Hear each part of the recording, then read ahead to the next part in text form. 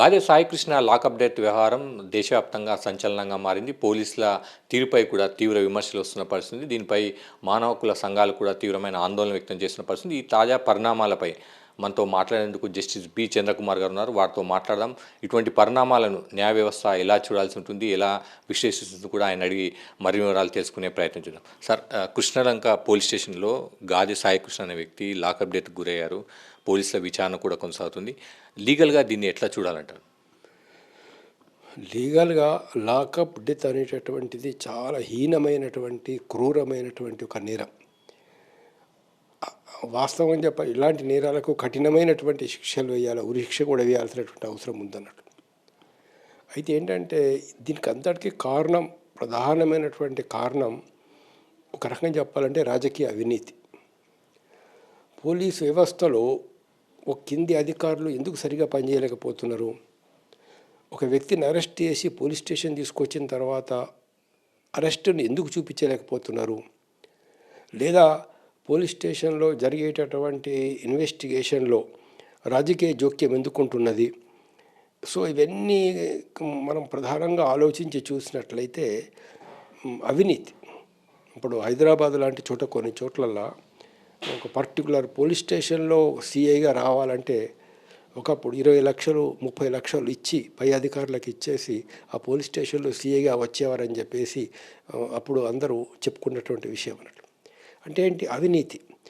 ఇప్పుడు ఎప్పుడైతే ఒక సిఐ కానీ ఎస్ఐ కానీ అతడు పై అధికారులకు ఏసీపీకి కానీ డీసీపీకి కానీ డీజీపీకి కానీ లేకపోతే జిల్లా లెవెల్లో ఎస్పీకి కానీ డిఎస్పీకి కానీ లంచాలు ఇస్తున్నాడో, షేర్స్ ఇస్తున్నాడో, ఇందులో మీ పర్సంటేజ్ ఇంత అని పర్సంటేజ్ ఇస్తున్నాడో, పై అధికారులు ఏం చేస్తారంటే పై అధికారులు తమ యొక్క అధికారాన్ని ఉపయోగించలేరు. అక్కడ అలా పోలీస్ స్టేషన్ వచ్చిన అక్కడ ఒక తప్పు కనబడ్డా, లాకప్లో ఒక మనిషి కనబడ్డా, అతన్ని అరెస్ట్ చేసినట్టు చూపించకపోయినా అందులో, లేదా ఒక కేసులకు వెళ్ళి నిజమైన ముద్దాయిలను తీసేసి వేరే ముద్దాయిలను పెట్టుకున్నా, లేదా రాజకీయ కక్షలతో కొన్ని కేసులు పెట్టినా కూడా ఇది ఏమైపోతుందనంటే డిఎస్పీ కానీ ఏసీపీ కానీ డీసీపీ కానీ వీళ్ళు ఇంకా సిఐ ఆల్రెడీ ఎవ్రీ మంత్ వాళ్ళకు కొంత డబ్బులు ఇస్తున్నాడు కాబట్టి, లేదా ఒక్కొక్క ఇంపార్టెంట్ కేసులలో పెద్ద షేర్ ఇస్తాడు కాబట్టి వాళ్ళు ఏమన్నారు.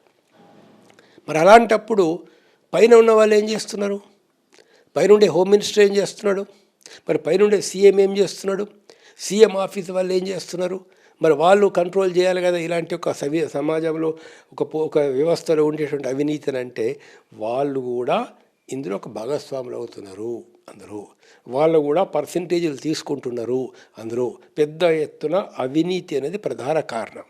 రెండో కారణం ఏంటిది? తమకు ఇష్టమైన వాళ్ళకు పోస్టింగ్లు ఇవ్వడము, ఇష్టమైన వాళ్ళకు ప్రమోషన్స్ ఇవ్వడము, లేదా ఇలాంటి యొక్క డైరెక్ట్ కొన్ని చోట్లల్లో ఇప్పుడు చాలా ప్రాంతాలు ఏంటంటే ఎఫ్ఐఆర్ రిజిస్టర్ చేయాలా చేయొద్దా అనేటటువంటిది లోకల్ ఎమ్మెల్యే చెప్తున్నాడు, ఒక ఎమ్మెల్యే చెప్తున్నాడు. లేదా ఒక కేసులో నుంచి ఒక ముద్దాయి పేరు తీసేయాలా ఉంచాలంటే CM level, deputy CM level జోక్యం చేసుకొని అవుతుందో వీన్ని అరెస్ట్ చేయండి, వీని లాకప్లో వేయండి, వీన్ని ఫలానా పెట్టండి అనేటువంటి విధంగా రాజకీయ జోక్యం. ఈ అవినీతి రాజకీయ జోక్యం వల్ల కింది పోలీస్ అధికారులు విచ్చలవిడిగా ప్రవర్తించడానికి, వాళ్ళు మానవత్వం మనిషి అన్ని మరిచి ఇటువంటి క్రూరమైనటువంటి పనులు చేయడానికి అవకాశం ఉంది. ఈ గాదె సాయికృష్ణ గారిలో అతన్ని పికప్ చేసినప్పటి నుంచి అంటే అరెస్ట్ చూపించలేదు, చివరికి అతను చనిపోయిన తర్వాత అతని అంత్యక్రియలు కూడా పూర్తి చేసిన పరిస్థితి ఉంది. దీన్ని ఎట్లా చూస్తారు? అంటే ఇప్పుడు చట్టములో అందులో కోడ్ ఆఫ్ క్రిమినల్ ప్రొసీజర్ పాత చట్టం, ఇప్పుడు దాన్ని బిఎన్ఎస్ఎస్గా మార్చినారు. ఓకే, ఆ చట్టములు ఏంటంటే ఎలా అరెస్ట్ చేయాలా, ఎవరిని అరెస్ట్ చేయాలా, అరెస్ట్ చేసిన తర్వాత ఏం చేయాలా, ఒక ప్రొసీజర్ ఉందన్నట్టు. అరెస్టు కోసం వెళ్ళేటటువంటి అధికారులు తమ పేరు ఇక్కడ కనబడేటట్లు పెట్టుకోవాలి. పెట్టుకున్న తర్వాత ఒక వ్యక్తి దగ్గరికి పోయిన తర్వాత అసలు అరెస్ట్ చేయాల్సిన కేసుల్లోనే అరెస్ట్ చేయాలి. అరెస్ట్ చేయాల్సిన అవసరం ఉంది అని భావించి అరెస్ట్ చేయాలి. లేకపోతే 41 కింద అవుతుందో నోటీస్ ఇచ్చేసి మీరు పోలీస్ స్టేషన్ రండి అని చెప్పాలి. 7 సంవత్సరాల కంటే శిక్ష ఉన్న కేసులు అన్ని కేసుల్లో మామూలుగా పోలీస్ స్టేషన్ పిలిపించాలి. లేదు ఒక వ్యక్తిని అరెస్ట్ చేస్తున్నావు అంటే అతన్ని ఇంటికి పోయినప్పుడు ప్రొసీజర్ ప్రకారంగా దానిలో ఒకవేళ వారెంట్ కనుక కోర్టు నుంచి తీసుకున్నట్లయితే ఆ వారెంట్ కాపీని వాళ్ళ కుటుంబ సభ్యులకు ఇవ్వాలి. లేదు వారెంట్ లేకుండానే పోలీస్ అధికారి అరెస్ట్ చేస్తున్నానంటే అప్పుడు ఒక ఇద్దరు లొకాలిటీలో ఉన్నటువంటి పంచులను పిలిపించి వాళ్ళ ముందు అరెస్ట్ మెమో తయారు చేసి వాళ్ళ సంతకం కూడా తీసుకొని అరెస్ట్ చేయాలి. అరెస్ట్ సమయంలో కుటుంబ సభ్యులకు ఇన్ఫర్మేషన్ ఇవ్వాల్సిన అవసరం ఉంది. ఒకవేళ కుటుంబ సభ్యులు అందుబాటులో లేకపోతే నువ్వు రిటర్న్గా అవుతుందో వాళ్ళకు అది ఇన్ఫర్మేషన్ ఇవ్వాల్సిన అవసరం ఉంది. లేదా ఏ ముద్దే అరెస్ట్ చేస్తున్నావు అతడు, లేదు నా ఫ్రెండ్ ఫలానా మంచి వ్యక్తునుడు, మీరు ఆయనకి ఇన్ఫర్మేషన్ ఇవ్వండి నా అరెస్ట్ గురించి అని అంటే అతనికి ఇన్ఫర్మేషన్ ఇవ్వాల్సిన అవసరం ఉంది. తర్వాత ఒక అరెస్ట్ మెమో తయారు చేయాలి. అరెస్ట్ మెమోలో అతని దగ్గర నుంచి ఏమేమి వస్తువులు తీసుకున్నాం, ఆయన దగ్గర ఏముంది జేబులో, ఆయనకు డబ్బులు ఉన్నాయా, బంగారం కూడా ఉన్నదా, ఏమైనా చైన్ ఉన్నదా, ఏముంది ఆయన దగ్గర, ఇదంతా ఒక లిస్ట్ ప్రిపేర్ చేయాలి. చేసిన తర్వాత పోలీస్ స్టేషన్ తీసుకెళ్ళిన తర్వాత వితిన్ 24 hours రాజ్యాంగం చెప్తున్నది, రాజ్యాంగంలోనే ఈ విషయం ఉన్నది, 24 గంటల్లో మనం మేజిస్ట్రేట్ ముందు ప్రవేశపెట్టాలని చెప్పేసి. సో చట్టం చాలా క్లారిటీగా ఉందన్నట్టు. పోలీస్ స్టేషన్ వెళ్ళిన తర్వాత ఫస్ట్ ఏంటంటే ఒక రిజిస్టర్ ఉంటుంది, ఎవరెవరిని మనం పోలీస్ స్టేషన్ తీసుకొచ్చినామని చెప్పేసి ఆ రిజిస్టర్లో ఎంట్రీ చేయాలి.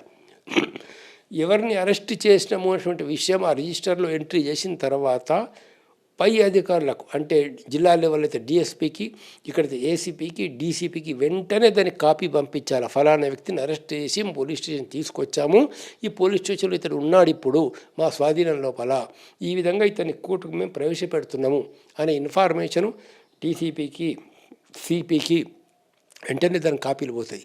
వాళ్ళ దగ్గర ఒక రిజిస్టర్ ఉంటుంది, ఆ రిజిస్టర్లో ఎంట్రీ చేయాలి ఎవరెవరి ఈరోజు ఎంతమంది అరెస్ట్ అయినారు అనేటువంటి చూపించడం కోసం. పోలీస్ స్టేషన్ ముందు నోటీస్ బోర్డు ఒకటి పెట్టాలా.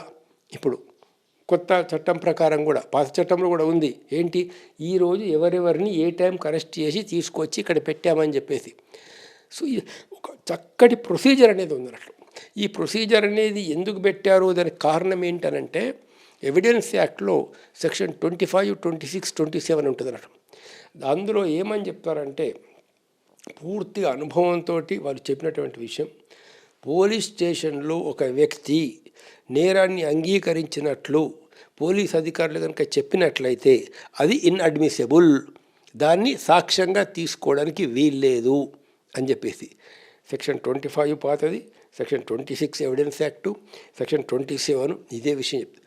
27కు ఒక మినహాయింపు ఏంటంటే ఆ వ్యక్తి కనుక నేను ఫలానా దగ్గర నగలు పెట్టాను, ఫలానా దగ్గర నేను ఒక డాక్యుమెంట్ పెట్టాను, ఈ నాతో పాటు వస్తే నేను ఆ నగలు తీసిస్తారు లేకుంటే ఆ డబ్బు తీసిస్తారంటే పంచులు అతను వెంబడి వెళ్ళినప్పుడు అతడు కనుక ఆ డబ్బు అక్కడికి వెళ్ళి తీసిచ్చినట్లయితే, నగలు తీసిచ్చినట్లయితే ఎంతవరకు అయితే రికవరీ జరిగిందో అంతవరకు అడ్మిసిబుల్ అని ఉంది.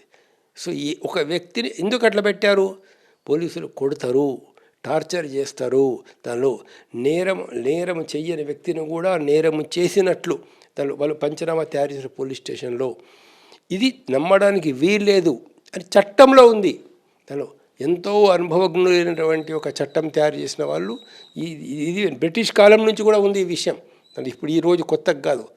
సో కాబట్టి ఏంటంటే ఒక రక్షణ అనేటటువంటిది ఉంది అక్కడ. ఎవరినంటే వాళ్ళని పోలీస్ స్టేషన్ తీసుకురావడము, లోపలికి తీసుకెళ్ళి లోపల గది లోపల పెట్టడము, కుటుంబ సభ్యులు వస్తే మా దగ్గర లేడని చెప్పడం, దిస్ ఇస్ టోటల్ ఇల్లీగల్ అది. తను కుటుంబ సభ్యులు వచ్చినప్పుడు ఇప్పుడు ఈ కేసులో ఏది సాయి కృష్ణ తల్లి చెప్పింది, నేను పోలీస్ స్టేషన్ వెళ్ళాను అడిగానని చెప్పేసి, నీ కొడుకు ఇక్కడ లేడు, ఎక్కడున్నాడో మాది లేదని చెప్పేసి వాళ్ళు చెప్పారట్లు. ఆమె కొంచెం ఇట్లా బయటకు వస్తూ ఉంటే కొడుకు ఒక అరుపులు విన్నది, ఆమె కేకలు విని మళ్ళా లోపలికి పోయింది. ఆమె పోయి ఏంటి నా కొడుకు ఇక్కడే ఉన్నాడు కదా అని చెప్పేసి చెప్తే కూడా ఆమెను మాటను పట్టించుకోకుండా ఆమెను అక్కడికి పంపించేయడం జరిగింది అన్నట్టు. మరి ఇంత జరుగుతూ ఉంటే ఒక వ్యక్తిని నువ్వు పోలీస్ స్టేషన్లో పెట్టి నువ్వు టార్చర్ చేసి కొట్టి గోళ్ళు బీకేటటువంటి విధంగా టార్చర్ చేయడం అదే మానవత్వం అండి? అసలు మనుషులు చేసేటటువంటి పనే. అతడు సాటి మనిషి కదా, ఆయన కూడా ప్రాణం ఉంటుంది కదా, ఆయన కూడా తల్లి ఉంటుంది. ఆయన తన మీద రౌడీ షీట్ ఉంది, గంజాయి దాంట్లో ఎక్కువ ఉందన్న ఒక నేరేటివ్ కూడా వినిపిస్తున్నారు. దానిపైన మీరు ఏమంటారు? అంటే వాటి విషయంలో అదొక అంశాన్ని తెరపైకి తీసుకొస్తున్నారు. ఏ కేసు అయినా ఉండనియండి, దానిలో మర్డర్ కేసు ఉండనియండి, దానిలో ఇంకా పెద్ద పెద్ద అఫెన్సెస్ చేసేవాళ్ళు ఎంతమంది లేరు? తను వందల కోట్లు వేల కోట్ల రూపాయలు అవుతుందో ప్రభుత్వ డబ్బును కాజేసే వాళ్ళు లేరా? ప్రభుత్వ భూముల్ని వందల కోట్లు దేవాదాయ డబ్బులు తింటున్నారు కదండి, దేవుడు సొమ్ము తింటున్నారు కదండి. తను ఇది చిన్న విషయాలు ఏవైతే ఉందో, అంటే చిన్న విషయాలంటే నేరం అయిండవచ్చు, గాంజాయి స్మగ్లింగ్ చేయడం తప్పే, నేరం తప్పే. అతను నేరం చేశాడా చేరేదా అది వేరే విషయం. ఒకటి నేరం చేసినా కూడా ఒక ప్రొసీజర్ ఉంటుంది. ఎట్లా అరెస్ట్ చేయాలా? కోర్టుకు తీసుకెళ్ళండి, కోర్టులో పెట్టండి. కోర్టు ద్వారా 20 సంవత్సరాలు జైలు శిక్ష పడేటట్లు మీరు చూడండి. కోర్టు ద్వారా యావజ్జీవ జైలు శిక్ష పడేటట్లు మీరు చూడండి. అది మీ చేతిలో ఉంది కదా. ఏది కోర్టుకు తీసుకెళ్ళడము, సాక్ష్యాలు చెప్పడం. మీరెవరు అవుతుందో పోలీస్ స్టేషన్లో పెట్టి కొట్టడానికి? టార్చర్ కూడా తీవ్ర స్థాయిలో ఉందని కూడా తల్లి అభియోగాలు ఆరోపిస్తున్నారు. మీరు అది జస్టిస్గా ఎట్లా దీన్ని ఎట్లా చూస్తారు సార్? ఇది చాలా క్రూరమైందండి. అది చట్టవిరుద్ధము, మానవత్వానికి మంట కలిపేటటువంటి విధానము. అసలు ఒక వ్యక్తిని టార్చర్ చేయడం, ఒక వ్యక్తిని పోలీస్ స్టేషన్లో అక్కడ ఎట్లా ఉంటుందంటే నిస్సహాయ పరిస్థితి. ఎవరుండరు అక్కడ. ఈ కొట్టేవాళ్ళు, టార్చర్ చేసేవాళ్ళు ఒక 2-3 పోలీసు వాళ్ళు, ఆ అబ్బాయి తప్పించి, ఆ అబ్బాయి గారు ఎవరైనా కానీ తప్పించి ఇంకెవరు ఉండరు అక్కడ. దానిలో నువ్వు వాడి ప్యాంటు ఉడదీసినా, ఎందుకు షర్ట్ ఉడదీసినా, లేదా అక్కడ కారం జల్లినా, దానిలో ఇంకొక గాయం చేసి దాని మీద కారం పోసినా, అందులో ఇప్పుడు ఎంత కొడుతున్నాడు అనుకోండి, దాని అరుస్తూ ఉంటాడు. అరుపులు ఎట్లా ఉంటుందంటే ఆ గది అక్కడి నుంచి బయటకేం వినబడదు. వినబడేటువంటి ఆస్కారం లేనటువంటి విధంగా దాన్ని తయారు చేసి పెడతారు. అక్కడ రకరకాల టార్చర్ చేసేటటువంటి ఇన్స్ట్రుమెంట్స్ అన్నీ ఇవి మరి పై అధికారులు పోయినప్పుడు ఇవి ఎందుకు పెట్టే పోలీస్ స్టేషన్లో అని పై అధికారులు చూసి ఇలాంటివి జరగకుండా చూసుకోవాల్సిన అవసరం ఉంది కదా. సిటీవీ ఫుటేజ్ను కూడా మీరు చేసిన పరిస్థితి కూడా వచ్చిందనేది సిటీవీ ఛానల్ తెలిసింది. అంటే ఇదంతా ఒక నేరం, ఒక ప్లాన్ ప్రకారం చేసినట్లు అనిపిస్తుందా? మీరేం ఎట్లా విశ్లేషిస్తారు? ఇదంతా ఒక ప్లాన్ ప్రకారం జరిగింది. ఇప్పుడు ఇంకోటి ఏంటంటే మామూలుగా సీసీటీవీలు పోలీస్ స్టేషన్లకి వెళ్ళి తీసేసినా కూడా వెంటనే దాన్ని అక్కడ వేరే కంట్రోల్ ఆఫీస్ ఒకటి ఉంటుంది. దానిలో ఇప్పుడు హైదరాబాద్లో కమాండ్ కంట్రోల్ అనేది ఒక పోలీస్ కంట్రోల్ కమాండ్ ఆఫీస్ అనేది ఒకటి ఉంటుంది అన్నది, సిపి ఆఫీసులో ఉంటుంది పెద్దది. దానిలో రకరకాల కంప్యూటర్లు అన్నీ పెట్టినే ఉంటుంది. ఈ ప్రతి పోలీస్ స్టేషన్లో జరిగినటువంటి ఒక వీడియో రికార్డింగ్ అంతా కూడా సీసీటీవీ ఫుటేజ్ల కాపీ అక్కడ ఉంటుంది ఒకటి. అందులో పై అధికారులు కనుక చూడాలనుకుంటే దానిలో అంటే అసలే రికార్డే కాలేదా దానిలో, లేక రికార్డ్ అయిన తర్వాత తీసేశారా, ఇది పై అధికారికి తెలుస్తుంది. ఇప్పుడు డీసీపీ లెవెల్లో, సిపి లెవెల్లో వాళ్ళు చూస్తే అసలు పోలీస్ స్టేషన్లో సీసీటీవీలు ఎప్పటి నుంచి ఎప్పటిదాకా పనిచేసినాయి, ఏ టైంలో పనిచేయలేదు. ఒక పోలీస్ స్టేషన్లో 1 గంట సేపు సీసీటీవీలు పనిచేయకపోతే పై అధికారులు ఏం చేస్తున్నారు? అక్కడి నుంచి రావాలి కదా. ఇప్పుడు వాళ్ళ కమాండ్ కంట్రోల్ రూమ్లో కూర్చున్నప్పుడు ఫలానా పోలీస్ స్టేషన్ సిగ్నల్ రావడం లేదు అంటే అక్కడ సీసీటీవీ పనిచేయడం లేదు. చేయకపోతే మరి ఇక్కడ కమిషన్ ఆఫీసులో వీళ్ళు ఏం చేస్తున్నారు అధికారులు? హలో, లేదంటే ఏసీపీ ఆఫీసులో డీసీపీ వాళ్ళు ఏం చేస్తున్నారు? అరే ఎందుకు రండి, మీ పోలీస్ స్టేషన్ నుంచి మాకు సిగ్నల్స్ రావడం లేదు, సీసీటీవీలు ఇక్కడ పనిచేయడం లేదా అనాలి కదా. ఎందుకు అనలేదు? అందరికీ బాగా ఉన్నది కాబట్టి అనలేదు అక్కడ. దానిపై ఇప్పుడు వీళ్ళు బయట పడాలంటే, డీసీపీలు, ఏసీపీలు, సిపిలు కనుక బయట పడాలంటే ఏమి జరిగింది అనేటటువంటిదని సీసీటీవీ ఫుటేజీలే కాదు, అడుగడుగున వాళ్ళు ఇన్వెస్టిగేషన్ చేయాలి.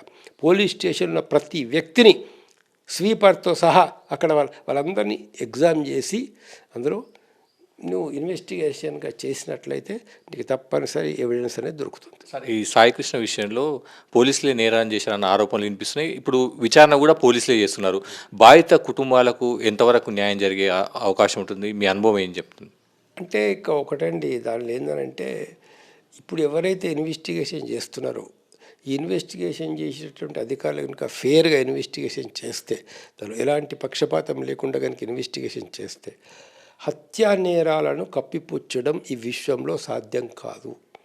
నేచర్ ఎట్లా ఉంటుందనంటే ఇంకా వేరే ఏ నేరాలన్నా కానీ బయట పడతాడేమో నేరస్తుడు, కానీ హత్యా నేరం అనేది జరిగినప్పుడు ప్రకృతి అనేటటువంటిది వాళ్ళకి వ్యతిరేకంగా పనిచేస్తుంది. ఏ డ్రాయర్ మీనో రక్తం మరకలు ఉంటుంది, పోలీస్ స్టేషన్లో ఏ మూలనో ఒక రక్తం చుక్కబడి ఉంటుంది, అందులో ఏ సిగరెట్ పీక మీనో రక్తం పీకలు ఉంటాయి. దానిలో ఎవిడెన్స్ అనేది సైంటిఫిక్ ఎవిడెన్సు, దానిలో రక్త మరకలు కావచ్చు, గుడ్డల మీద ఉన్నటువంటి రక్తం కావచ్చు, అవన్నీ కనుక జాగ్రత్తగా తీసినట్లయితే తప్పనిసరి శిక్షలు పడతాయి. చివరిగా ఇది తీవ్రంగమైన మానవ హక్కుల ఉల్లంఘన చూడొచ్చు అంటారా? దీన్ని ఎట్లా చూడొచ్చు అంటారు? కస్టోడియల్ టార్చరు, క్రిమేషను, బాధిత కుటుంబాలకు సమాచారం ఇవ్వకపోవడం, తల్లి వెళ్తే బెదిరించడం, వీటన్నిటిని కూడా ఎట్లా చూస్తాం సార్? తీవ్రమైనటువంటి యొక్క మానవ హక్కుల ఉల్లంఘన. అసలు మానవ హక్కుల ఉల్లంఘనే కాదు, ఒక మనుషులుగా ప్రవర్తించలేదు మానవత్వానికి. భారతదేశం లాంటి దేశంలో ఓ గౌతమ బుద్ధుడు, మహాత్మా గాంధీ పుట్టినటువంటి ఈ దేశం లోపల మరి ఎంతో ఉన్నతమైనటువంటి విలువలు, మానవత్వం విలువలు, ఆకలిగా ఉన్న వాళ్ళకి రంతిదేవుడు ఆకలిగా ఉన్న వాళ్ళకి అన్నం పెట్టడానికి తమకు సర్వస్వం ఇచ్చినటువంటి దయా, కరుణ, ప్రేమ ఉన్నటువంటి ఈ దేశంలో ఇలాంటివి జరగడం చాలా ఘోరం. Thank you. మొత్తం ఇది తీవ్రమైన మానవ హక్కుల ఉల్లంఘనగా జస్టిస్ బి చంద్రకుమార్ గారు చెప్తున్నారు. అయితే ఏపీ సిట్, పోలీసుల సిట్ ఎటువంటి విచారణ చేపిస్తుంది, బాధితులకు ఎంతవరకు న్యాయం చేస్తుందని కూడా మనం చూడాల్సి ఉంటుంది. కెమెరామెన్ ముత్యంతో కలిసి రాఘవేంద్ర, సాక్షి టీవీ, హైదరాబాద్.